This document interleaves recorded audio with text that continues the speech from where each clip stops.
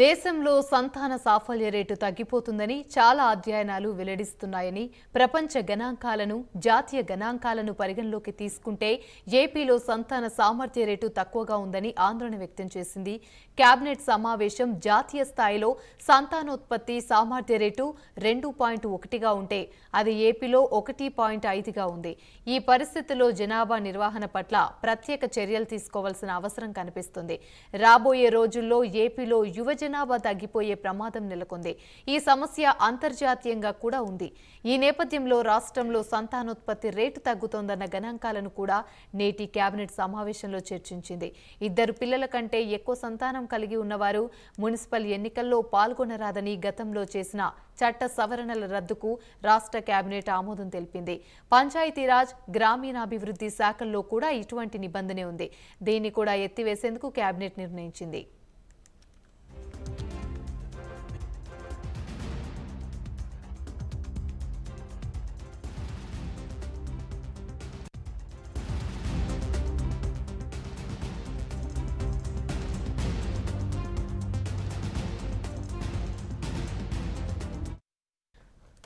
Right, ఇదే విషయానికి సంబంధించి మరింత సమాచారం మా ఏపీ ఇన్పుట్ ఎడిటర్ టీవీ రావు మరిన్ని వివరాలు అందిస్తారు.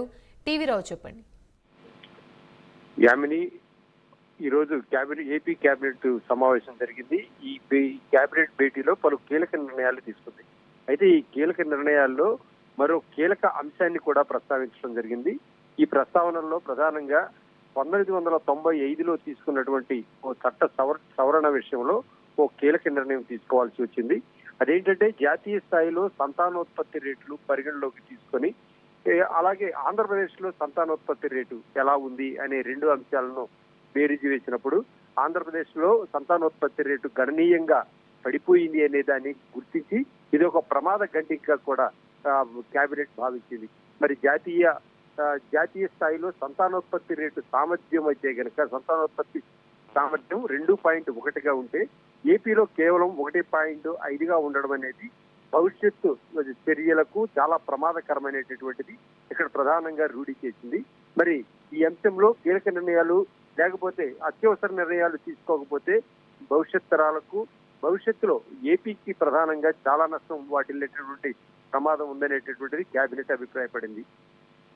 దీనిపై ఈ 30 సంవత్సరాలుగా కొనసాగుతున్న ఈ చట్టంలో ప్రధానంగా ఏదైతే లోకల్ బాడీస్ లో మున్సిపాలిటీల్లోనూ ప్రధానంగా ఆ తర్వాత స్థానిక ఎన్నికలు గ్రామ పంచాయతీల్లోనూ అలాగే మండల స్థాయిలోనూ ఇవన్నీ కూడా లోకల్ బాడీస్ ఎన్నికల్లో పార్టిసిపేట్ చేయాలనుకునేటటువంటి రాజకీయ ఔత్సాహికులు ఎవరైతే ఉన్నారో వీరెవరు కూడా 2 పిల్లల కంటే ఎక్కువ ఉంటే గనక వారు రాజకీయాల్లో పోటీ చేసేందుకు కానీ రాజకీయాల్లో తమ ప్రాతినిధ్యానికి కానీ ఎసరు పెడుతుంది అనేటటువంటి చట్టం ఒకటి 95లో దీన్ని రూపొందించడం జరిగింది.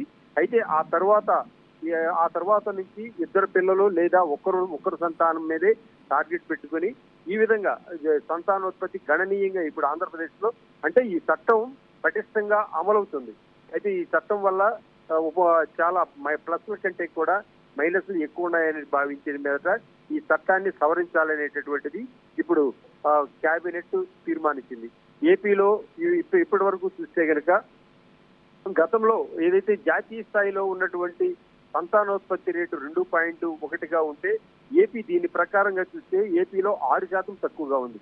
6% తక్కువ అంటే 1-2 పాయింట్లకే చాలా నష్టపోయేటటువంటి పరిస్థితుల్లో 6% అని అంటే సంతానోత్పత్తి రేటు ఇంత గణనీయంగా కోల్పోవడం అనేటటువంటిది చాలా ఏదైతే జనాభా విపత్తుగా అనేది ఇన్ని పరిగణించింది ఏపీ కేబినెట్.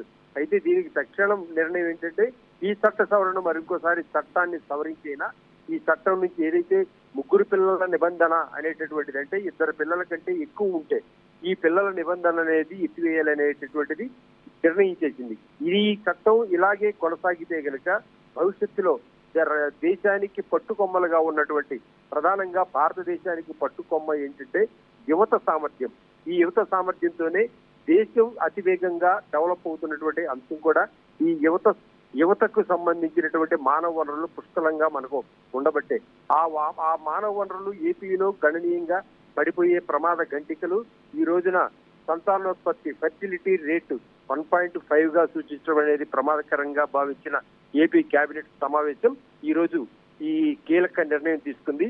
చట్టాన్ని రాబోయే రోజుల్లో అసెంబ్లీలో సవరించాలని తీర్మానించింది యామిని. Right, thank you.